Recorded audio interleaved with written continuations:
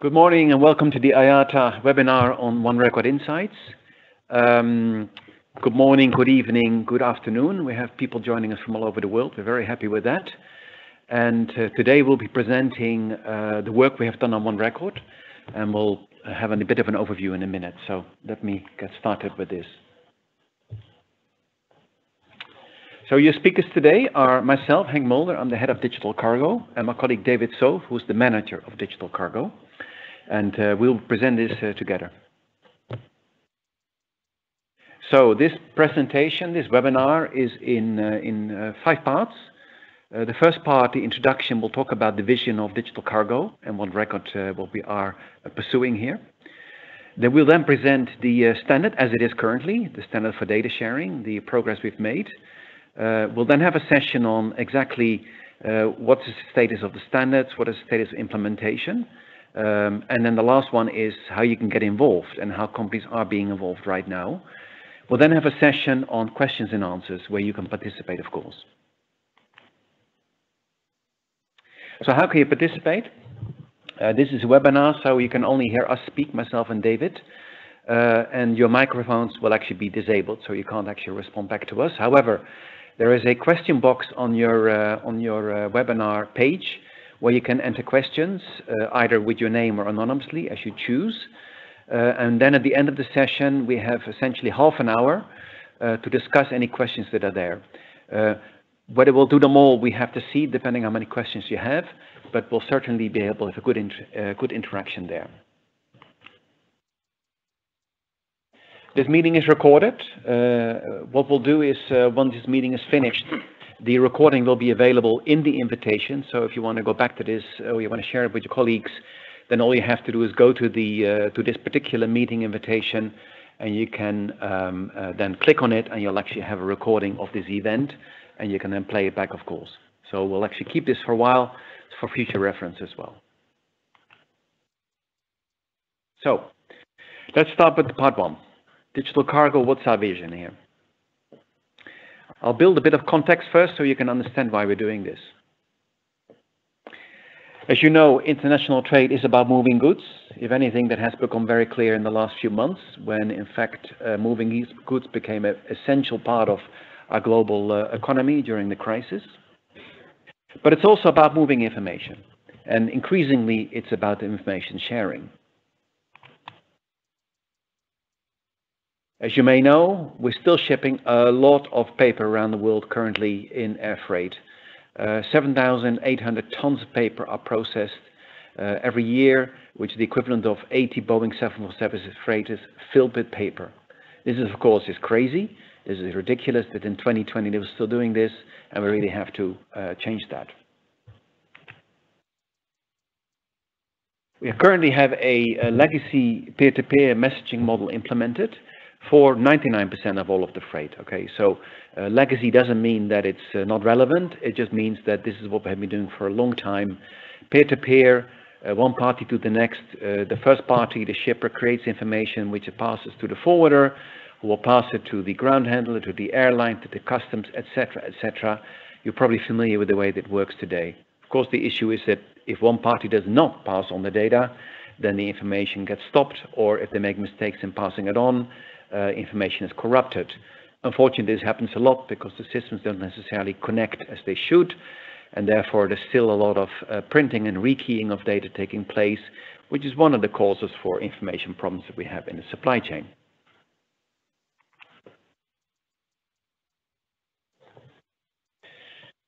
Let's capitalize on internet technologies.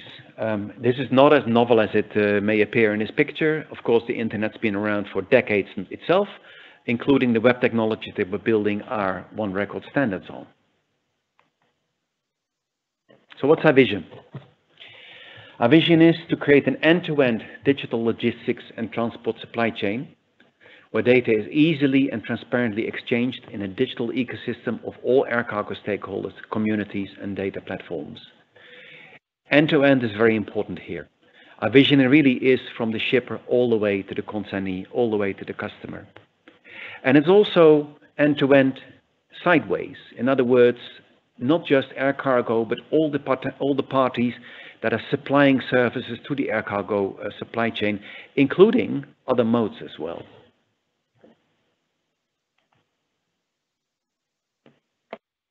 Let's talk through elements that make up this one record standard and one record approach. As I said, end-to-end data visibility. Any party in this supply chain should be able to get access to any information anytime. Okay? Currently, that's not possible because of the peer-to-peer approach in data messages. Only the party that has the data really has the visibility. When you share data through the internet, then anybody that has the right access authority can actually get access to the data and know exactly what the status of the shipment is. We need a few things for this. We need an API. In fact, we need a standard API so that anybody that needs the data can connect via the standard API to the data and have the information that they need. But as I said, they need to have the authorization, of course. We also need to agree on data formats. And in fact, we're using ontologies for this, which is a slightly more evolved way of organizing data in such a way that the data itself explains what it is. You don't actually need to understand the background of the data to be able to make sense of it. In the same way that I'm speaking to you, you understand what I'm saying, even if perhaps you may not know every word, or you may be from a different culture, a different language. The context tells you what it is, and that's what ontologies do with data as well. And lastly, we need a security standard.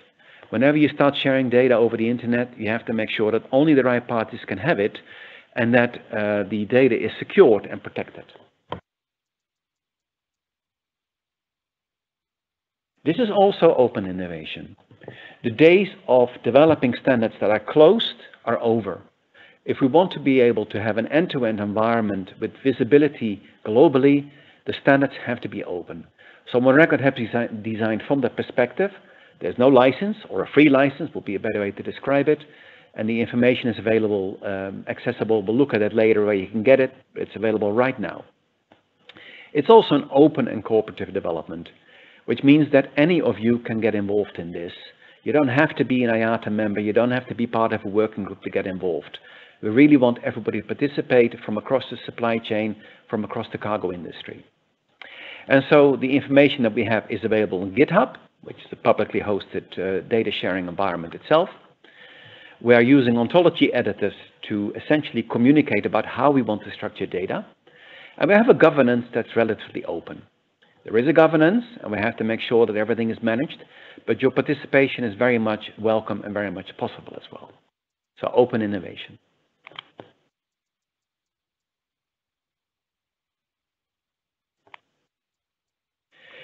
We want to go beyond cargo as well. Data sharing and open access is not only for transport and logistics, it's more than that. And in fact, if you think about it, when you talk about a globalized economy, all parties need access to the information. So it's not just the logistics part, not just the transport part, but also the customer, and perhaps even other modes as well. So in fact, we are working together with the EU on a multi-modal model as well, which uses very similar concepts to one record, so that across the various modes, we'll be able to access data in a seamless and an exchanged way.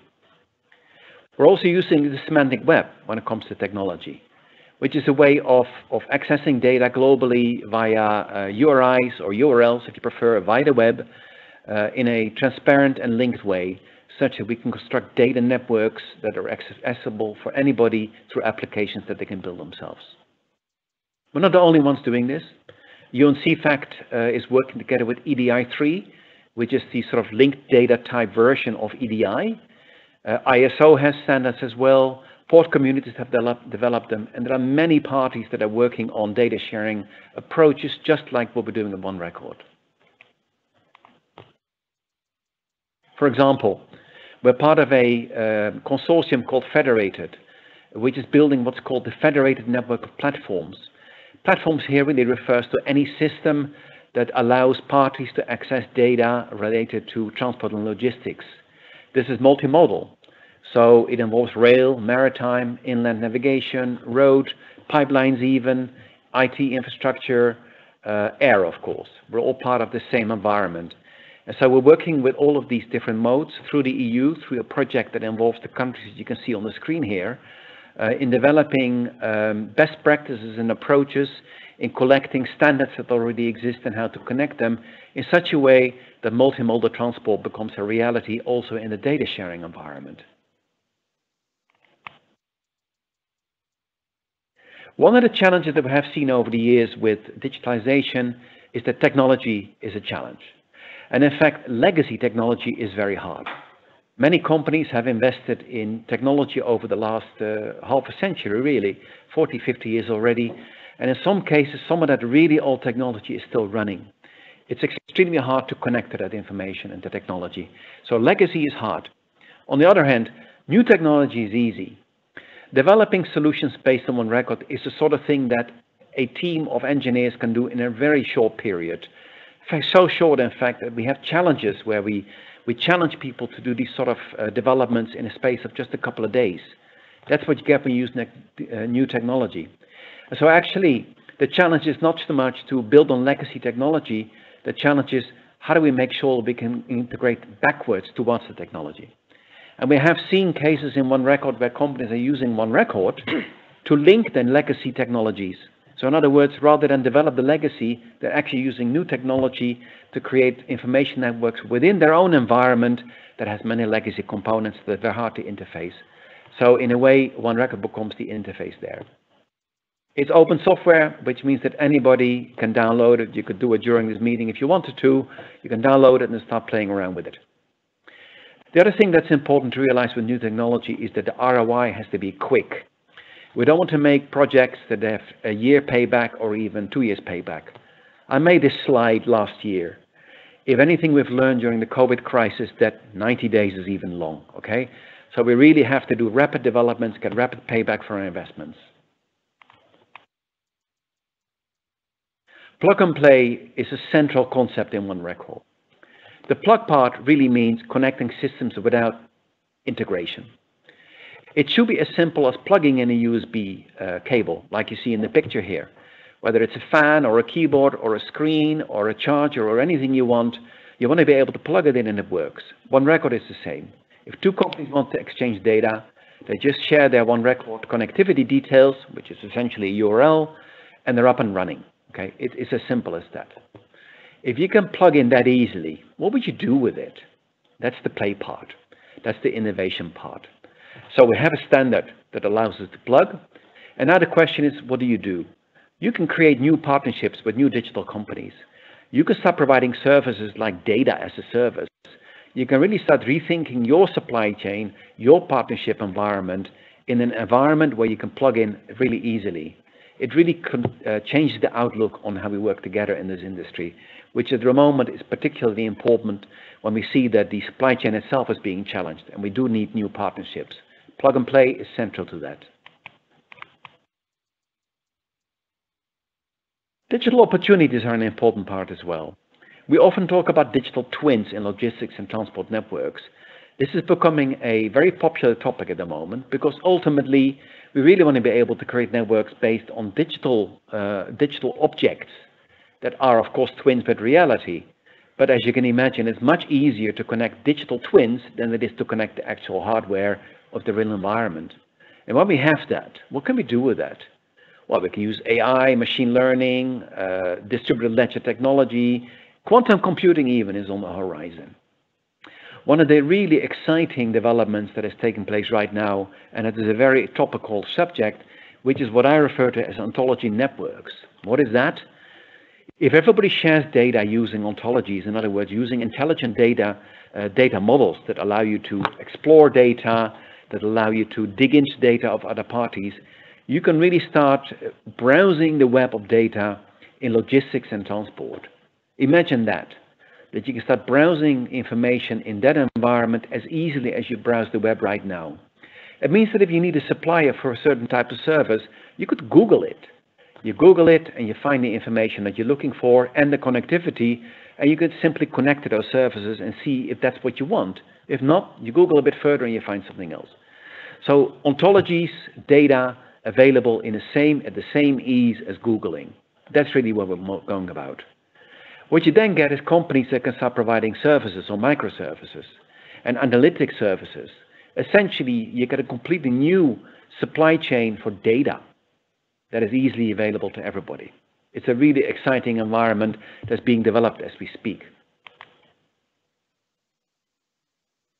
We can get intelligent transport with automated transport chains, interactive cargo, the very stuff that we need at the moment, optimizing networks, flow optimization, real-time access to data. This is something we're focusing on with the interactive cargo project that was started just a couple of weeks ago, or rather, it was started a long time ago, but it's kicked off a couple of weeks ago. Now we have the people on board to do it. This involves IoT. That really changes the game here. If we can start having IoT data of our cargo as it flows, this really changes the game here.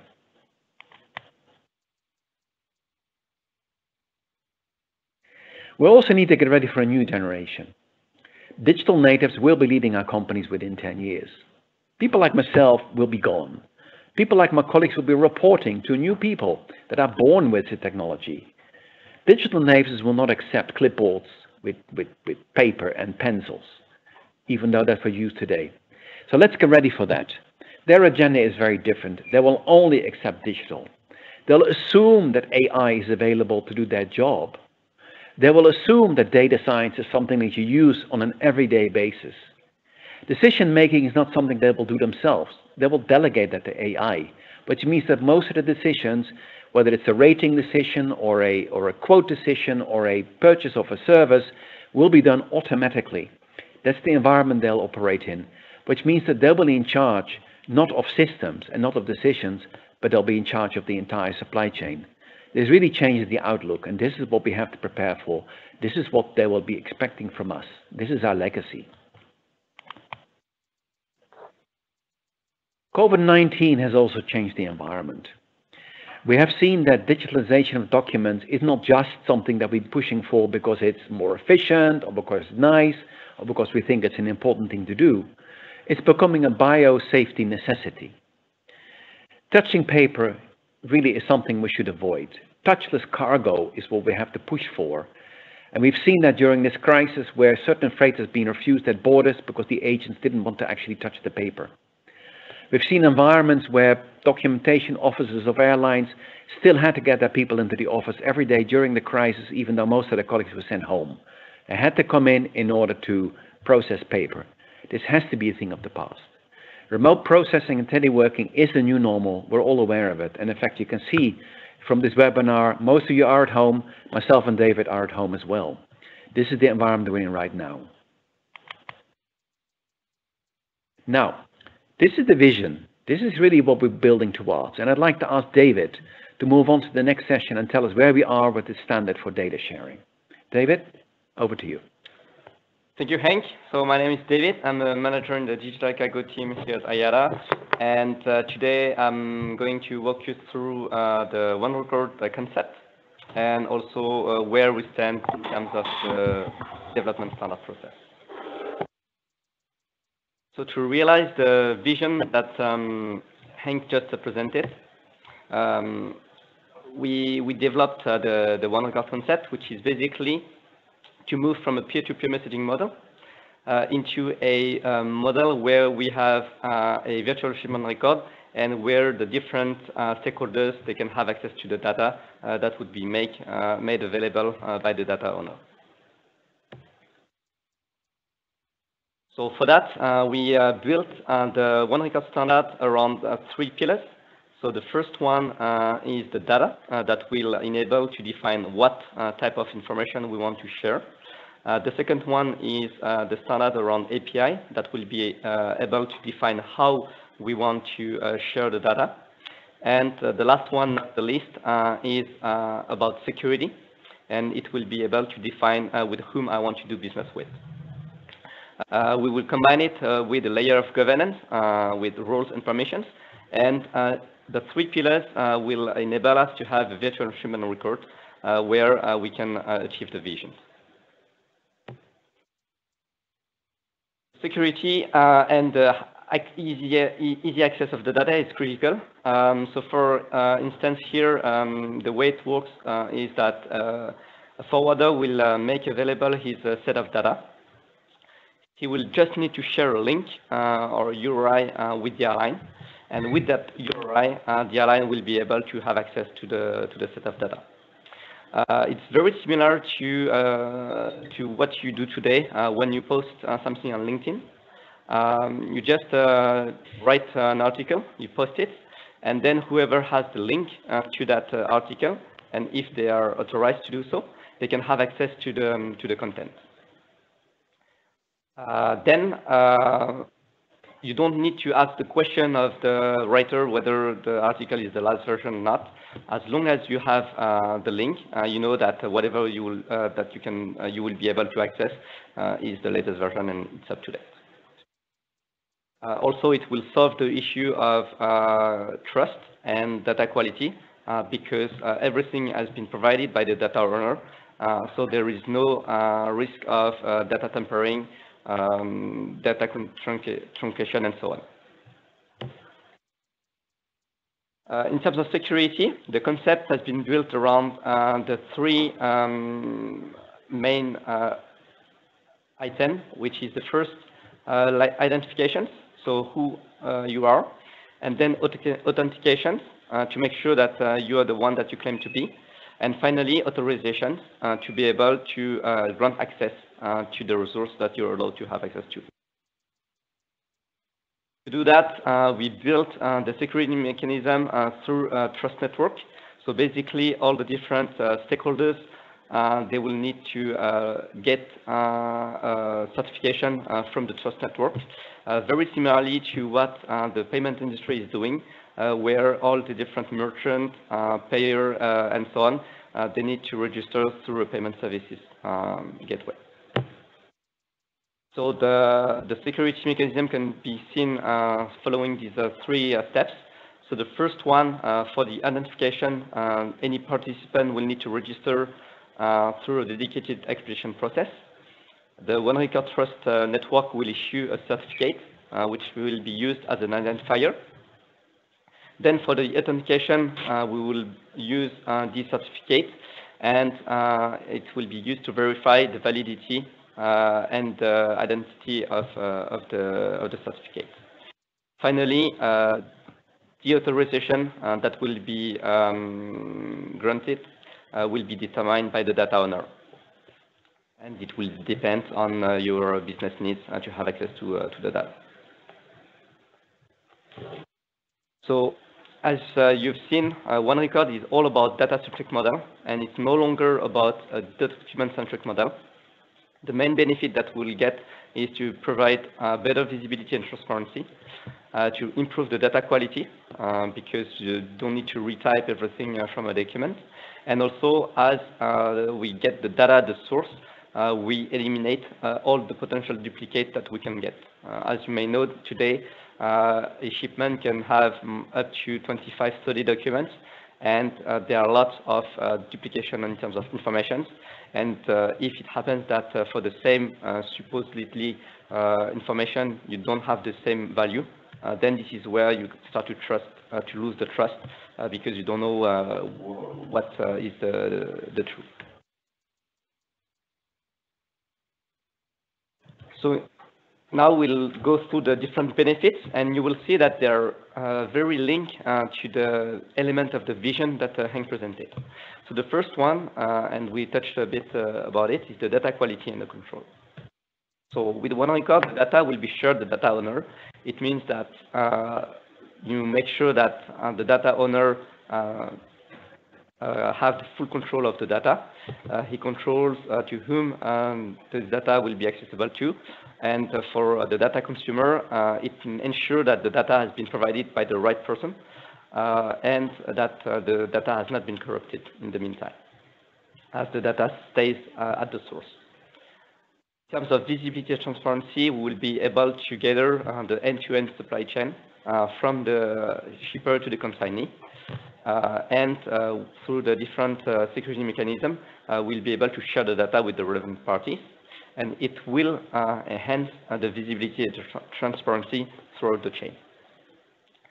Plug and play, we want to facilitate the direct connectivity between all the different stakeholders using standard APIs, and it will allow as well more collaborations and cooperative work, being able to provide and to build solutions and more innovative options. So we want to build the future of digital cargo. So you need to see this One Record standard as a foundation for that, and to be able to enable future automated digital services. And also the last one, which is pretty important, is that with the Cargo IMP, Cargo XML, we have technologies that has been built by our grandparents. And when we talk with the students that are graduating from college, you can't expect them to just forget whatever they learned at school and relearn technologies from the 70s or the 80s. So this is something that we do to welcome the new generations and to offer them the opportunity to work in a modern and innovative industry. So here, there are key points that I wanted to summarize, and this is our belief. So digitalization. The digitalization of the supply chain will happen, whether you like it or not, and the Internet of Logistics is a likely scenario. So rather than waiting to see what will happen, we need to embrace these change of these transformations and to get prepared to that. Also, when we talk about air freight, we talk about speed, and this is something that we want to keep as an objective. And digitalization will be able to have more agile supply chain that will allow us to be more dynamic, to be able to respond to any deviations in a faster manner. From an information point of view, we don't believe that this world will still work in silo. From a regulatory point of view, we see that there is a focus and that more and more we work with intelligence and collaborations. Having a data standard like One Record will definitely allow for that, and will get the industry to be able to provide more visibility and transparency.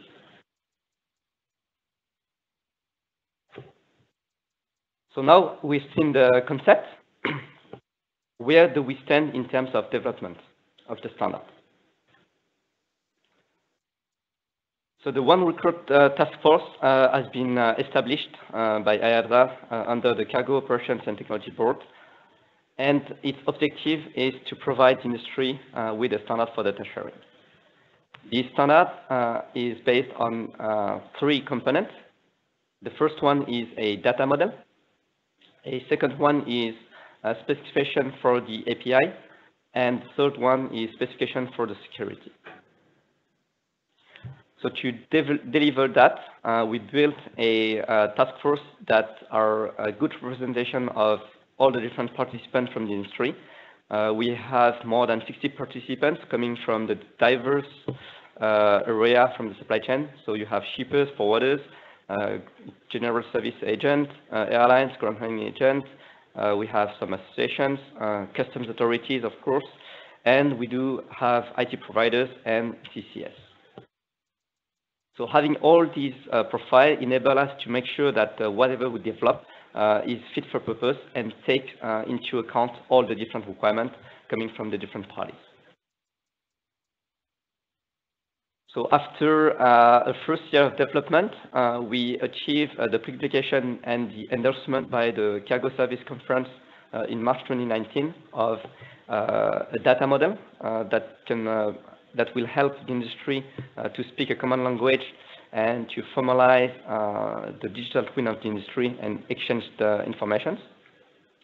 Then we have the API specifications that explain how the different stakeholders they will be able to interact and interface with each other. And the security specifications will give a framework to make sure that every exchange of data will be done in a secured manner, ensuring trust and confidentiality. So all these standards, they are available. We use GitHub to publish the standards, and you have the link to that resource, which is, again, publicly and freely available. So for 2020, what we wanted to do is first to verify through pilot project that whatever we developed is fit for purpose. And then the second objective is to enhance the current one record standards to make sure that we can take from one part the feedback coming from the pilot project, but also what we want to do is to enter into a continuous improvement scheme where we publish, and in the meantime we continue to improve the standard because there are always improvements or adaptations required. And also we started to develop a developer portal that will help the industry to adopt the standard, and we intend to have tools, guidance materials, and so on, all in one place, so a one-stop shop for the developers. So now if we look at the details of our high-level roadmap, from a data model point of view, we want to finalize the core airline ontology. So basically all the data elements that is required to do whatever we do today on the paper, particularly for the house air waybill and the master waybill. And then we want to expand the data model to other area of the cargo. So for instance, inter cargo, cargo distributions, cargo operations, to make sure that at the end of the day, whatever we want to do can be done digitally. From the API's point of view, the experts identified a scheme with different stages of maturity. The first one, the first stage is to develop experimental APIs, and then to deploy these features into a pilot project. Once done, we can verify that the features that has been developed are fit for purpose, and finally we can submit these features for approval by our governance bodies. So from the API's point of view, basically is to manage this pipeline and this gate process from 1 to 4. From a security point of view, we have agreed on the security requirements, and now we need to deliver a proof of concept to make this solution available, and that could be integrated in the pilot project. The pilot project, so we started the pilot project in 2018, followed by additional project in 2019. And what we did is that we documented the lessons learned from this first pilot project. Earlier this year, we agreed and identified the use cases that will be implemented this year. And we identified as well all the data elements and API features that would be required to implement and deploy this pilot project. The use cases that will be done this year, they are available on our website, and I will take you through later on the presentations. Last point is the developer portal that I mentioned. So we have identified here 6 major features. So the developer portal itself, we would include a one record compliance checker, which is very similar to what we have with the auto check for XML. So basically here you're gonna be able to connect interface with this checker and make sure that your environment, your infrastructure is compatible for data exchange. We will have as well a one record ontology tool, which is going to embed the data model that we developed, and this is the tool that we're gonna use for ontology. We will also have a one record demonstrator. So basically this is a demonstrator that we want to realize in order to show the industry, show the world what we can actually do with one record, because when we talk about concept, very often it's a bit difficult, it's a bit theoretical, and with the demonstrator we want to prove that it can be done and showcase the business benefit that we can get from it. And the last 2 points are a tool that will be developed and make available for the industry, and the security portal that will able to generate the certificate and to make the identification, authentication, and authorization mechanism. A few words about the pilot project. So as I mentioned that it started in 2018, and today we have more than 40 companies that are involved in One Record project. I believe that we have 9 use cases that have been identified today, and these participants, these early adopters, they first make sure that whatever we develop are fit for purpose. They contribute to improve the standards, and also they are our ambassadors for the standards.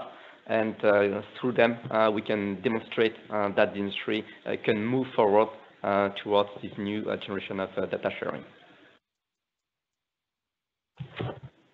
Okay, so now I will hand over back to Henk, who is going to tell us how you guys can get involved. Thank you very much, David. That was a pretty good update. Lots of stuff going on, as you can see. This is not just a paper project. It's not just a PowerPoint presentation. This stuff is actually very much alive, and as we'll see, the sort of things that we're working on at the moment. Lots of opportunities to get involved and to participate. For example, we have our development boot camps, we call them, where we bring together experts to look at different elements. We have hackathons, we have these webinars that we're doing right now. We still have our digital cargo conference, and we also have a lot of online information. And I'll just drill into these a little bit to give you a bit more idea of what it is that we're talking about. So we have the development boot camps. So what it is, you can see here, you get an impression from the photos. We bring together a dozen or so experts in a certain area. For example, we had an API and security bootcamp in Madrid last year. Great conversations, great discussions and debates where we really try and tackle some of the hard questions. I've seen some questions coming in also on the Q&A here, and I encourage you to post your questions there as well. We'll get to that in a minute. But some of the questions are really hard, and it's not a case of one person just saying, oh, this is what we do. Some of them really need a lot of debate. And so these bootcamps are exactly for that. Sometimes you spend half a day talking about just one topic, but in the end, we know that we have the right decision. We've had them also for the data model. We've also had them for the pilots. Lots of activities, and they're great sessions. They're quite intense, but they're fun, and this is really where the standard progresses. So that is one thing where we get together and work. We also have our hackathon, okay? This is, I mentioned earlier that technology is easy. Well, actually, new technology certainly is easy. So our first hackathon we had in 2018. This was when the ideas were still very fresh, very new, and a lot of things hadn't been decided yet. But we still managed to get together a lot of people, as you can see on the left there in Geneva, to have a 28-hour hackathon where we started on a Friday evening. It's actually a lot of fun, you know. We had a few cocktails, and we presented sort of things that we might be working on over the next few days. People worked through the night. They came with great stuff, and they presented it then on the Sunday. We did another one in Madrid last year. Same atmosphere, a lot of fun. It's really, it's probably our best event in the whole year. Certainly for us, it's the most engaging, most fun thing that we do. We will do one in 2020 as well, but it's going to be an online hackathon because, as you can imagine, not only are we locked down or we have travel restrictions, many of us also have budget restrictions. So we're going to do it online, which means that you can all participate from around the world with your own teams. I think it's going to be different. I think it's going to be a lot of fun as well. Then we have our webinars, which are the ones that we're doing now. And of course, this first one is very much an overview of One Record and all the things that are going on in that area. I provided the vision. David gave you an overview of where we are. But there's a lot of detail that we would love to talk about and that we're going to talk about. So, for example, next week, same time, same day, we have one on the data model. We're going to talk about really what does that mean, a digital twin? How do we build a data model, and how does it all interact? And how does it relate really to air cargo as it is today, and perhaps as it was before, and as it's going to be tomorrow? We then move on to ontologies. Now, ontologies for many people are a new thing.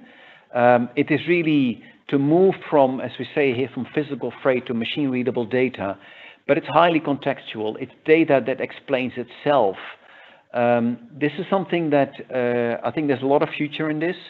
Currently, if you wanted to get data from air freight, for example, you'd have to understand a schema. For example, if you get an XML document, somebody has to give you a schema to explain what it is. With ontologies and linked data and semantic web, that's not necessary. The data explains itself what it is. So that's, I think that's going to be a super interesting session as well. We'll have a session on the API. The API, as you can imagine, when we first started, was just an HTTP web API, nothing simpler than that. But it's evolved a lot, and a lot of concepts have been introduced, not just how to get to data, but also how to subscribe to data, how you can delegate access to data to other parties, a lot of stuff like that. So really, it's an evolved and very smart API that has many angles and key features that we'll be talking about then. In the 5th episode of these IATA One Record Insights webinars, we'll talk about data security. How does it work? How we're going to secure this, what we refer to as internet logistics. Exactly what sort of security is it? How do we actually create trust in this environment? This is also a key element, and if you're into this stuff, I absolutely encourage you to participate in that session. And then the last one is about pilot testing, or more precisely, how do you actually participate in this? How are we engaging with the community? So these webinars are a great opportunity. Actually, just as a bit of background, we had originally planned to have what we refer to as the One Record Tech Summit, which was supposed to be all of this stuff, but of course we had to cancel the face-to-face, so these webinars replaced that. But this stuff will all be recorded, so if you can't make it to the session, you can certainly listen in afterwards and find out what has been discussed. We also have our Digital Cargo Conference. Of course, every year we have it in Geneva in the IATA Conference Center. However, this year it's going to be an online conference, okay? It's a first for us, and if you've ever been to this one, it's going to be a first for you as well. And to some extent, I think the experience we're doing now with our webinars are extremely encouraging. This is not our first webinar. We've done other webinars on a more wider cargo topic, and we found that these webinars are great because you can reach people from around the world. So those of you that perhaps in the past couldn't travel to Geneva for this is your opportunity. It's going to be a similar agenda as we have usual, but it's going to be online. So you'll hear more about this, about participation, the content, etc. But it is going to take place, but it's going to be online as well. Okay. Then the last element in our engagement and communication is the information that we're sharing on the web, of course. So we have we have our website. We could look at it. I'm looking at the time here. Perhaps we can leave that for a bit later. In any case, the link is there. In fact, if you Google One Record and IATA, you will get to exactly this page. What you'll see here is that there's an introduction, what's the background, etc. There's a tab at resources, which has a lot of relevant information in it. We have a session on the actual standard as well. Then tools that we can use, pilot stuff, everything to do with the hackathon. I think there might be some more slides actually on this as well. Yeah, a bit more detail. So here, for example, you see the GitHub. This is where we share all of the information with respect to the API, to ontology, to anything that is actually needed if you want to implement this.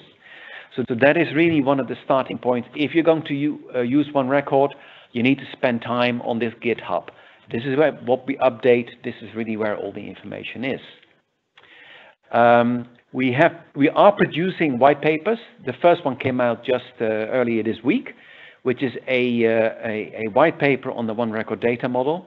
It's a very, very extensive and deep white paper. So I encourage you to download this, to read it, take some time. You're going to learn everything about ontologies, about the semantic web, about linked data, about RDF, and how all of this fits at One Record. If you want to understand what the future of data is, This white paper will actually give you the answer to that. So I strongly encourage you to look at it. We have other white papers coming up later this year in August and September on the API and on security. Again, these will be highly in-depth. So if you want to understand more, these are the white papers to study as well.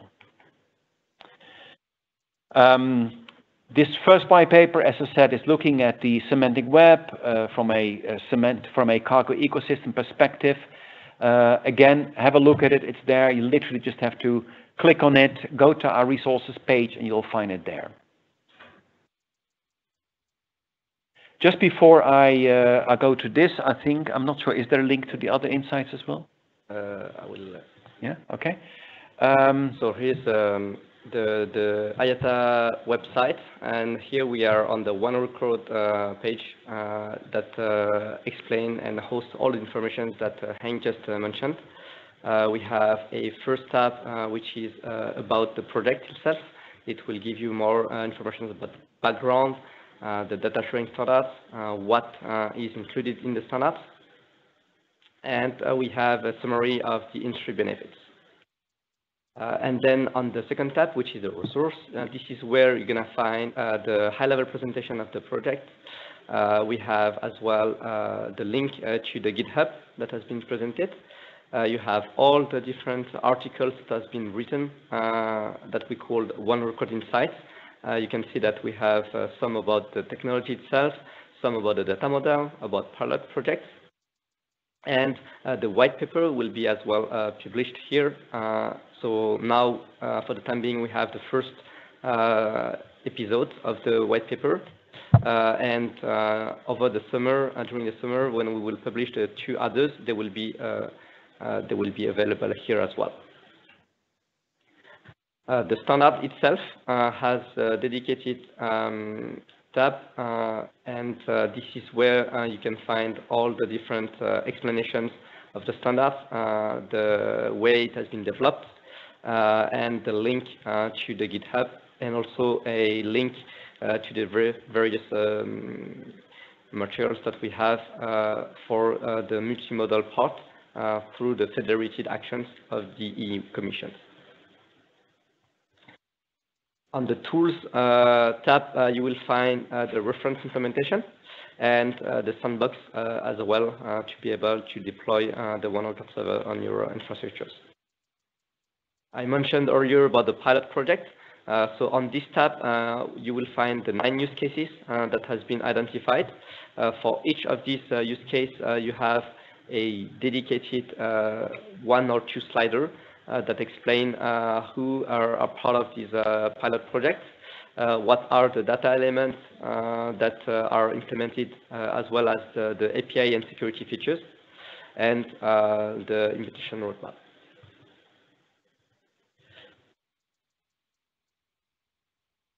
Thank you very much, David. So let me see, where are we? Go back to the presentation, thank you. So I strongly encourage you to browse around the website. Literally all the information that exists is there. Okay, presentations, PDFs, white papers, links to the GitHub, the links to the source code, links to the reference implementation. It's all there. So please spend some time there if you really want to get involved. It's all there. Great stuff. In terms of the upcoming events, obviously the webinar that we're in right now is a whole series. If you enroll for it, you have access to all of them. You'll have received the invitation for all of the different webinars. I encourage you to join them. Hackathon, 11th to the 13th of September. As I said, it's going to be a virtual hackathon, an online hackathon sponsored by Riga Software. I think it's going to be possibly one of our best hackathons because of the participation we're expecting. So the state of the APIs, the state of the data model, the state of One Record is so advanced now that we're going to see some really exciting developments taking place there. And I'm pretty sure it's going to be great fun as well. And then, as I said, we have the Digital Cargo Conference. We sometimes jokingly refer to it as the Digital Cargo Conference, or the D2C2, because this is going to be an online event. By the time we do that, we'll have lots of experience with online events, and therefore it's going to be great as well. So I think this brings us to the Q&A. Yes, it does. We have received actually quite a few questions. What I'd like to do, perhaps, David, is we take one each and just go through it and see where this takes us. Maybe we won't be able to do them all. We'll see about that. But if not, we can always answer the questions offline. So actually, I'm literally just going to take them in the order that I came. I had a quick look before. What I'll do is perhaps I will take one here on the question of a trusted network. So the question is, could you go into more detail into the trusted network that David explained? Is this a global network, and if so, who's managing it? Okay, so here's the deal with the security. The security is essentially, you have two approaches to security. We call it a double layer security. One is to secure the way that systems interact with each other. So if I'm plugging my system into your system, then we will be using certificates to secure that connection. In fact, we use certificates on both sides, which is called mutual TLS. And we also use tokens in order to be able to secure the interaction, or rather to secure the user that is actually involved. And it could be a user, it could be a company, or it could even be an IT connection. Okay, so we have these different levels. One is sort of certificate-based, and the other is token-based. In both cases, you need to register somewhere, right? If you want a certificate, you have to get a certificate. We have to find a format for certificates that will actually guarantee that the party that is using the certificate is a one-record party.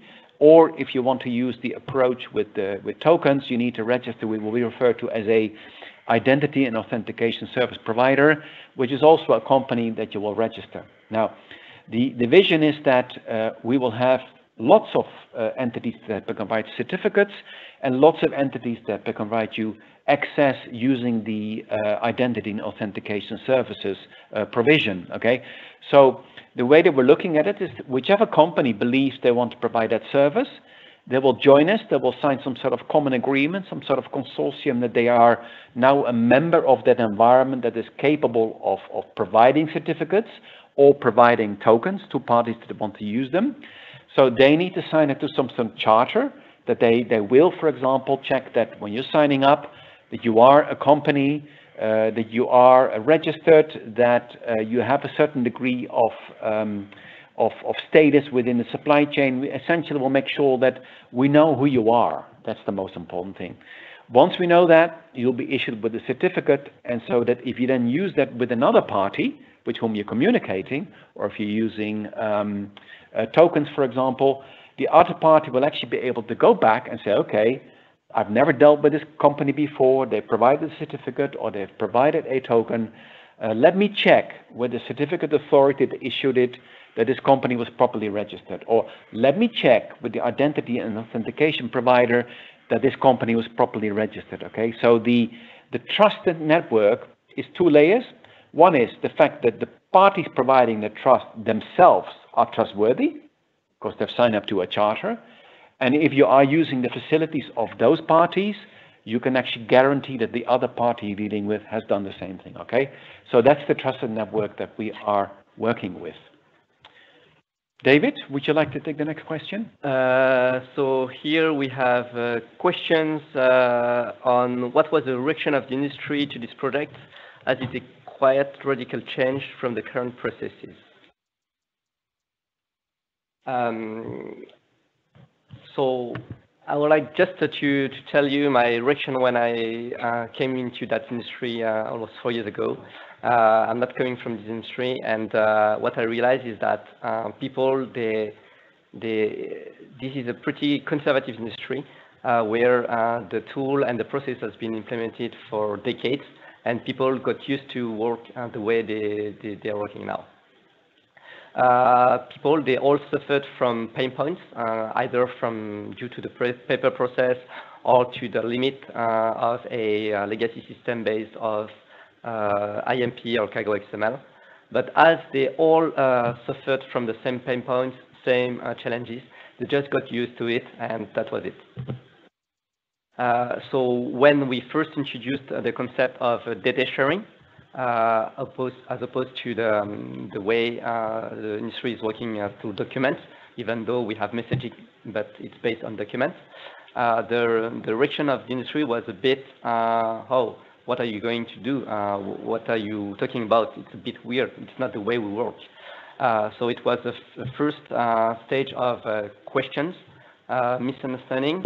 And then when we started to explain the difference between messaging, between data sharing, when we started to explain the business benefit that we're going to get from that, the pain point that we're going to be able to resolve, we saw a quite significant change of mind. Different stakeholders started to see the benefits, started to project themselves in this future of data sharing, and they started to see the different opportunities that data sharing was offering. So the industry got very excited about it, and as you can see, we have more than 60 participants in the task force. We have more than 40 companies involved in the pilot project. And even though I wouldn't say that it's a change in the current process, because the process is mainly driven by the physical flow, but it's more change in the way we work, in the way we capture information, the way we share information, we collaborate, and so on.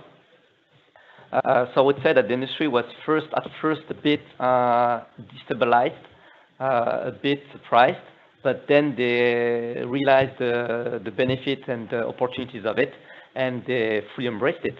And today we are in a situation where we have parties that are interested.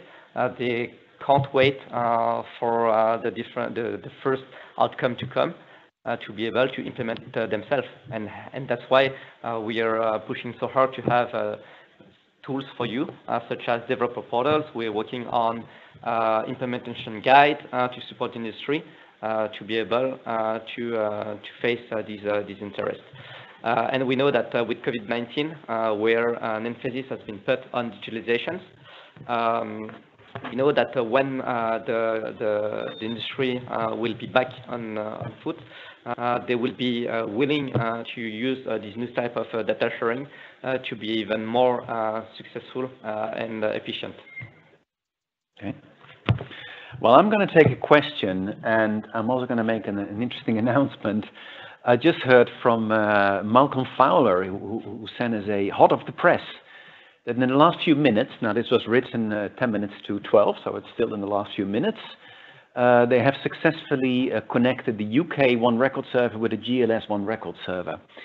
I'm hoping that they started the process at the beginning of the webinar and that they finished it during the webinar, because that's exactly how this should work now. I'm pretty sure that it took a bit more than that, but that is how it should be. We should be able to plug in. So congratulations to our UK friends. I think they're one of the most recent pilots, actually, and they're moving at a very fast pace. So that's really good. Question, and it's actually a little bit linked to this announcement. One of the questions was the URI web tech shows only one record API between the airline and the freight forwarder. What about the GHA? It's true, we have a slide where we show how an airline and a forwarder are actually connecting by exchanging URIs in the same way that you might access a website via URI.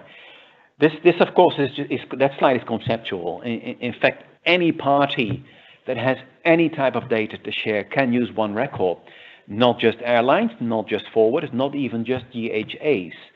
Any other party, customs can use this, the shipper of course can use it, e-commerce can use it, your actual final customer can use it, truck drivers or trucking companies can use it, other modes can use it. So the picture that you really need to have in your head is that if you have data, which you do, it's sitting right there on your computer as I'm speaking, your company has data in their systems. If you have data that somehow needs to be shared with other parties, all you have to do is deploy a one record server, connect it to your data. It will then give a URI to that data, and that's what you can share. So if I wanted to, just to thinking out of the box here, I could create a URI that's connecting to this presentation that we're making here, which means that I can then share the URI with all of you. You could go to it, and you can then consult the presentation. Of course, there's nothing new about that, because we can do that on the web anyway. But that's how it is. One Record is exactly the same, except you're not sharing presentations. You're sharing perhaps status data of your shipment. You maybe are sharing information about an airway bill, or about an arrival event or a departure event, or perhaps you're sharing a URI that's linking to a booking, or to a booking request, or to a quote request. Perhaps you're sharing a URI that's linking to a schedule that you're publishing. Perhaps you're sharing a URI that's linking to a packing list as a shipper. Perhaps you're sharing a URI that's linking to a customs clearance status, for example. Literally anything that has data can have its own URI. Now, if you think that through, what does that mean? It means that literally anything and everything that is being used in the air transport industry or any other transport industry can have URIs to represent the data. And when you have that, you can just start imagining how you could start building really interesting applications. You could do something super simple. You could create a spreadsheet which has a bunch of URIs in it, and it would actually then give you direct access to that information through that spreadsheet. Now that, in a way, is a very old-fashioned way of doing it, but it's as easy as that. Of course, in reality, we're going to see companies say, no, we're going to make a beautiful website where you can have a link to your shipment with all the tracking information, with the statuses, with everything that you possibly need for you to get the information you want. We will see apps appearing, but we'll also get real-time events that are being communicated through URI. So URI is a very, very powerful concept that applies to everything, okay? So it's not just for forwarders, not just for airlines, it's literally for every party and any type of data that they may want to share. Just perhaps one addition to what I've just said. When I said all you have to do is create a One Record server and link it to your data. Well, this is true. It will absolutely work, and we could do it. I could do it on my laptop. You can do it on your laptop, but of course, it's not how you're going to work.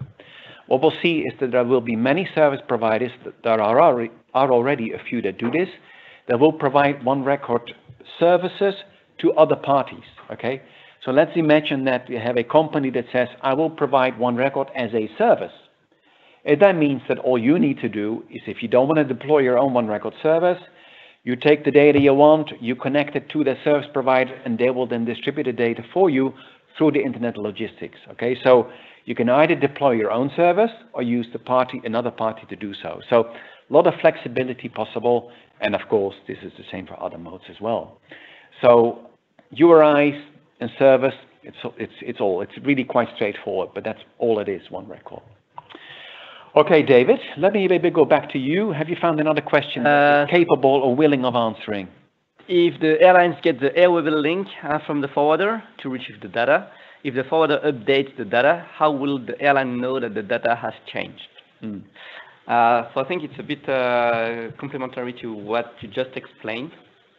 So first, what I wanted to say is when we say that with One Record we want to move away from a peer-to-peer messaging model into a virtual machine record, it doesn't exclude that we still have and we still need to have peer-to-peer communication between the stakeholders.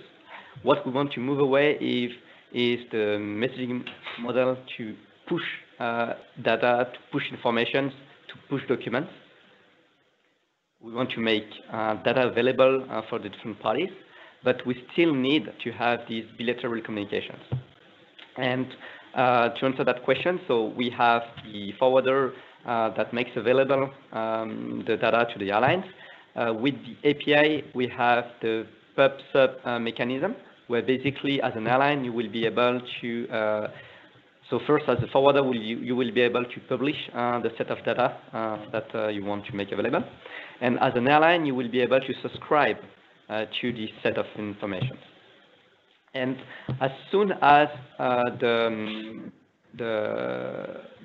forwarder publish new data elements or make any changes to the data elements, there will be notifications that can be sent to the airlines so that they know that they can refresh the link and get the new updates. Or you can enter into a bilateral agreement with the different parties, and so that whenever there is an update, there is a push mechanism that makes that let you know that there is a new update for you. So basically, it will still rely on communications because people need communications to work, to collaborate. It's just the way that we exchange the information that is different. Okay. Let me take another question, and in fact, there's a couple of questions to the same topic, and I'll read out one of them. But I think the other persons that asked the same question will recognize it as well. And the question, I'll read it out, is: could you elaborate a little bit more on how you envisage the transition between the current EDI message-based communications to this new IOL model? Is it a gradual approach? Is it a deadline to adopt a model, incentives, adoption strategy? Okay, so I'm going to give a couple of different answers. First, I'll give you perhaps the direct answer to the question, which is how are we going to make that transition? I don't think it won't come as a surprise to you that 99% of the industry, 95, 99, we can dispute the numbers, are using EDI type message communication. There are a few alternatives, but really the vast majority of the industry is using that. So how do we move from that to the one record environment, which is quite different? The most likely scenario that we expect to happen, and actually is happening, but I think it's the most likely one to become the prominent solution to this question, is that EDI message service providers will also implement one record services. Okay, so what does that mean? Let's say that there is a large EDI service provider that you're currently using with your EDI messages, of course, and that service provider now provides a one record service as well. What it would mean is that they could actually do a online and direct translation from any information that's being pushed, comes in through a message, and they can share that information through a one record server that they have deployed. So that means that if somebody sends you a message, that information then becomes available directly through the one record services of that message service provider that deploys one record as well. That means that instead of you receiving the message and treating it as a message, you could actually access that information through one record directly. So that means that you could, for example, say, well, I want to be really a pure one record based company, and therefore I'm going to only process any information that is either being converted from EDI to one record via my service provider, or I get it directly from other parties that are actually supporting one record.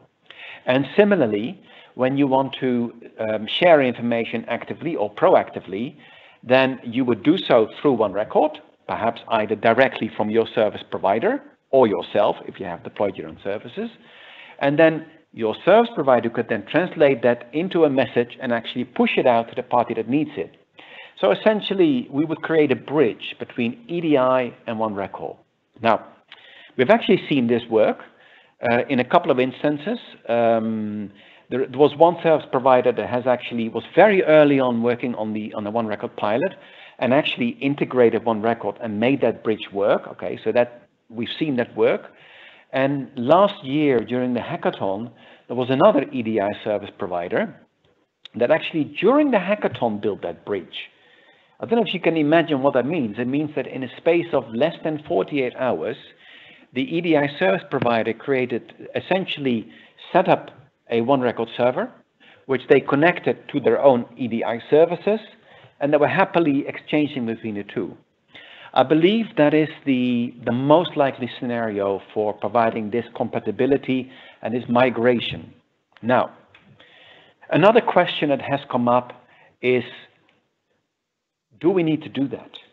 Now, this is perhaps a bit of a strange question because, as you said in your own question, we need to obviously have a transition. Yes, absolutely. Now, one of the questions we asked ourselves is when we initially started One Record, we assumed that we would just have to convert from EDI to One Record, just like I explained, and then everything is happy, everybody's happy.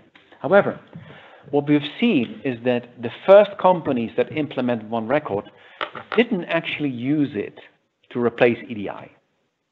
They were using it to do other types of data sharing.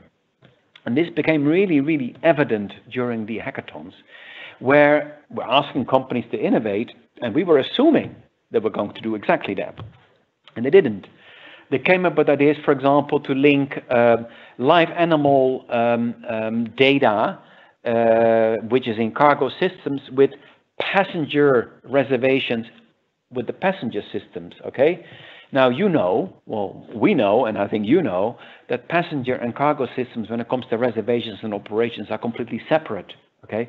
So in this case, that particular airline actually connected the cargo side of the live animal, in this case pet transport, with the passenger reservation system in order to have a direct linkage between the two, so that the passenger could actually get status information about their own journey and the well-being of their animal through a single environment. They didn't have to go into different environments. And this was sort of indicative of the way that people are using One Record. They're not trying to use this to replicate and replace what they already have.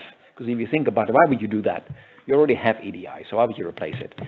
I think what we're going to see is both. I think we're going to see that the initial innovations and payback for One Record is going to be for new things. And while the new things are being deployed, more parties will start using it, and the incentive of building the bridge or using the bridge between EDI and One Record will become more evident. So I think we'll see both. So build bridges and certainly think out of the box, use One Record for things that currently you can't do. Okay, so these are sort of two answers to the same question, but different angles. Okay. David, do you have another question that you found that you think is for discussion? Yeah. Could you consider writing a transition guide or producing a case study and business case to help companies move from legacy-based system to One Record? So actually, as I mentioned, we are working on a One Record implementation guide, where the objective is to create, to formalize the different steps the different stakeholders need to take in order to implement One Record. It will be also a document that can be used as a pointers to the different resources that we have on the IATA website. As we said, we have many materials available. So basically, the playbook will detail the different steps and point to the right resource. In case of for the case study, we plan to write case studies and to document the outcome of the pilot project, because one of the objectives of the pilot project is to verify that the standards that we developed are fit for purpose, but also to share their experience and to share the experience with the industry on how they implemented One Record, what were the benefits that they measured, and how they can, how other participants can benefit from the same as well. So this is something that we have planned and that will be published throughout this year. Okay, I have another question here. So, short question, but it's an interesting one. Will this initiative be joined by the DCSA? Now, if you know what DCSA is, then probably you're not from air cargo, because it's referring to the Digital Container Shipping Association. It's an interesting question, and actually I'm speaking with the DCSA this afternoon, so I can ask them the question, but I think the answer is actually more comprehensive than that. I mentioned in my presentation earlier on that we are also looking at this from multimodal perspective. Now, why do we do that? When I first proposed the idea to work with other modes, some of my airline colleagues, executives actually, said, well, why? You know, why would IATA get involved with other modes? After all, you're an airline association, and we like airlines because we are an airline, and we think that all freight should move by air, which of course is great. I agree with that. you know, because I'm also an airline guy. However, we also know that freight never arrives by an airplane, it arrives by a truck, okay? So already you can't get away from the fact that stuff moves by trucks before it moves by an airplane. You could argue that in some cases, freight even arrives by other modes before it goes to an airplane, but that's actually not the point I want to get to. The point I want to get to is the following, is that if there's one lesson that I think we can all take away from the COVID crisis, is that we desperately, and I mean desperately, have to digitalize much faster and much broader than we have done so far. There's still far too much paper. Our processes are still far too based on documents or even electronic documents. So we really have to shift from documents to data. The problem isn't just for airlines. The problem is for every mode of transport. And in fact, some modes are even having a much harder time than the airlines are. So what we have found is that when you start talking about other modes of transport, there's two things that happen. Firstly, you realize that everybody has the same problem. Every mode of transport has the same problem. And every mode of transport isn't just the actual transport itself, the carriers, but it's also the parties that they're interacting with. They're also interacting with the same customs guys, same customs people. They're interacting with exactly the same forwarders. They're dealing with exactly the same shippers, okay? They're dealing perhaps with the same financial institutions. They're dealing with the same end customer. They're dealing with exactly the same e-commerce provider. So actually, a lot of the problems that we have in air cargo are shared for 100% by other modes of transport as well. That is one thing. Second thing is that the solutions that the other modes are building are really, in principle, exactly the same. When we're talking about one record data sharing, when we're talking about ontologies, APIs, all the stuff that we presented earlier on, this is not because we have somehow invented this stuff or that somehow we are more clever than other parties. We are not. In fact, when you start talking to other modes, you realize they're pursuing exactly the same direction, okay? And either they have the vision or they are already implementing it. So this is something somehow everybody is pushing in the same direction. So if you cooperate with other modes, what do you get? You can actually accelerate not only the development of some of these technologies, because you can learn from each other, you can use each other's solutions, so you can skip some steps in the process and benefit from the work that's already done. You can also actually get validation from other modes. And sometimes another mode of transport has solutions that are far more evolved with a certain aspect of their business, which may be a minor point in our business. But actually, the fact that they have developed it to that detail is something that is really helpful for us. For example, things like estimated time of arrivals. In other modes of transport, this is a really big thing. If you think about it, when is a container ship going to arrive? Well, it's not like airlines. You know, in airlines, we have schedules. If a flight is half an hour late, that's already a big thing, right? It's going to be half an hour late, and we can actually find that information relatively easily. If a flight is cancelled, we can also find that information easily. But a ship that's halfway the ocean, exactly when is it going to arrive in a port? And when it arrives in the port, is the berth ready? So what we have seen is that, for example, in container shipping, the amount of process and information available around the whole process of estimating times of arriving, planning times of arrival, required times of arrival, all of these concepts are highly elaborated, far more elaborated than on the airline side. So we can learn something from that. We don't have to invent that wheel. They've already done it for us. So this is quite typical. On the other end, on the airline side, we have done lots of stuff that other modes haven't done. So we benefit from each other's work. Then the last point, and perhaps the most important point for me, is that who are we doing this for, right? Who are we digitalizing for? Is it in order to make our own operations more smooth and transparent and efficient? Yeah, to some extent. Of course, you know, it's nice if airlines are more efficient. But ultimately, it's about our customer, isn't it? And who's our customer? It's the forwarder. The forwarder is the same customer for airlines, for road, for rail, for waterways, and maritime. If you are a forwarder, and some of you on this call are forwarders, I'm quite certain, when somebody comes to you, when IATA comes to you and says, hey, you should implement one record, you're going to say, well, yeah, sure, that's nice. But air is only 1% of our business in terms of volumes. The other 99% goes over the other modes. In fact, 70%, 60% goes via maritime. So we should really work with the maritime before we do with the air. That's not really the answer we want to hear as airlines. So if we work with other modes of transport, we can all join in together and discuss with the forwarders and say, hey, what if we did the same thing? What if we took the same approach? And so a lot of this multimodal work is really about that. It's about making sure that we provide common solutions to our joint customers. It's not about competition. It's not about, oh, can I take this off maritime and put it in an airplane? Because in many cases we cannot. The weight is not the same, the volumes are not the same. So these are distinct transport modes, okay? So it's not a competition problem. And so coming back to the original question, will DCS join? I don't know. I'm speaking with them. We're sharing information. They're telling us how they are developing their standards. We're sharing very openly what we're doing as well. And we have a really great conversation going. I think, to be honest, will they join? I don't think that's the question. The question is, what can we share with them and what are they sharing with us? And at the moment, that's quite a lot. So it's a very positive relationship that we're having with them. Okay. David, have you got any other questions? So I have the questions regarding the trust network. And if we can give a bit more detail on how it would work.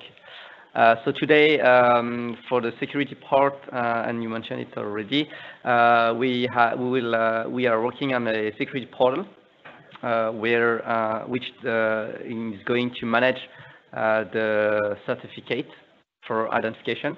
The security portal will be used for the authentication and the authorization as well. So this is a portal that will be hosted by IATA, but it doesn't mean that in the future the trust network will only be based on IATA.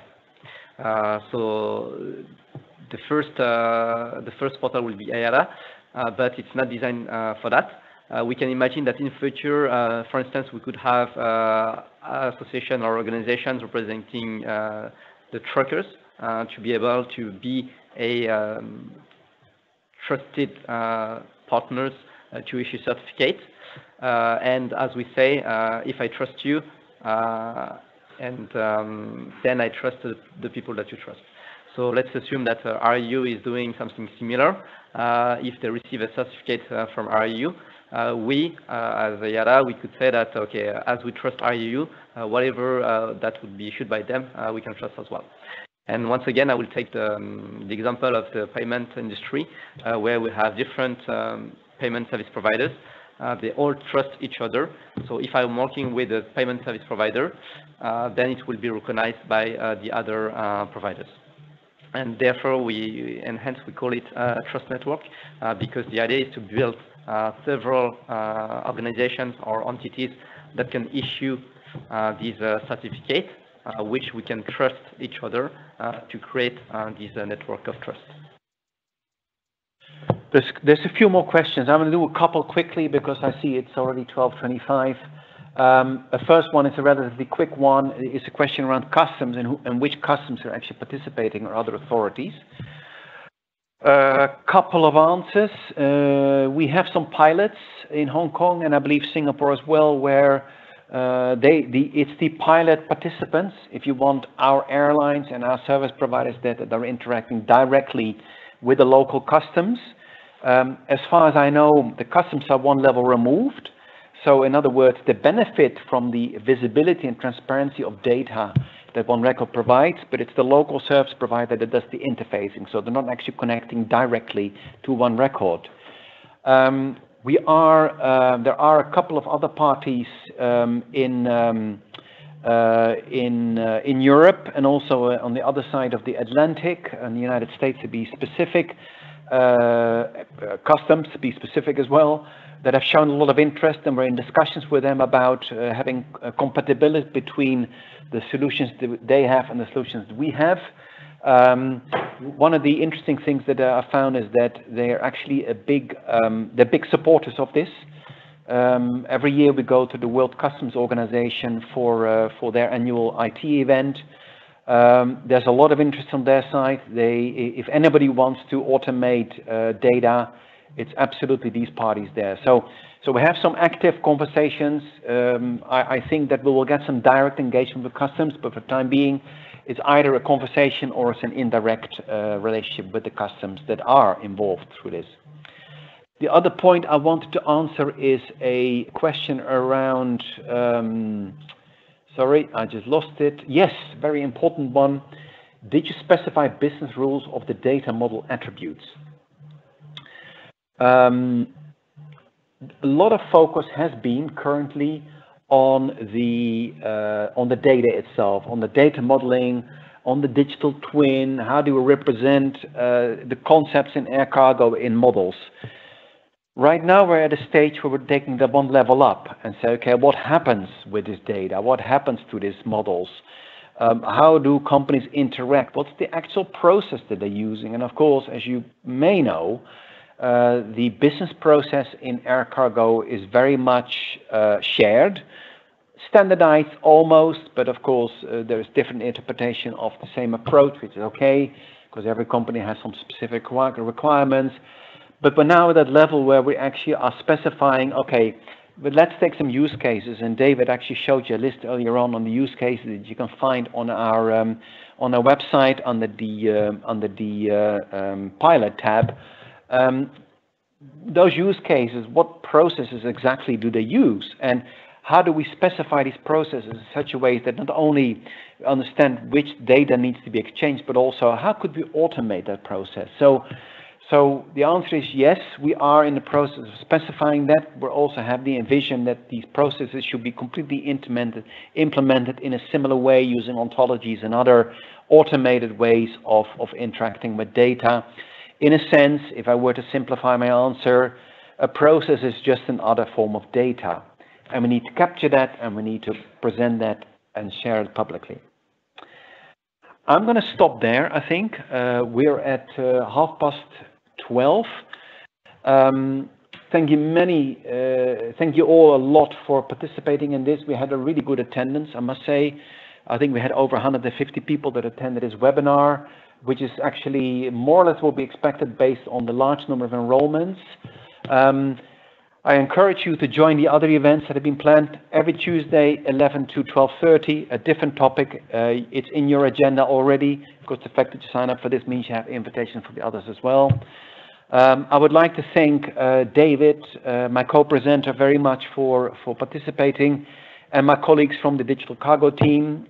They're all behind the scenes. You didn't hear them, you didn't see them, but they're there right now, managing the whole webinar setup, preparing it all, and they're also preparing the next sessions as well. So thank you very much for joining this, and looking forward to having you for our next event next week, which is on data. And any more questions, of course, on the topic, then we can discuss them further. So thank you very much, and have a very nice rest of the day. Goodbye. Thank you. Bye-bye.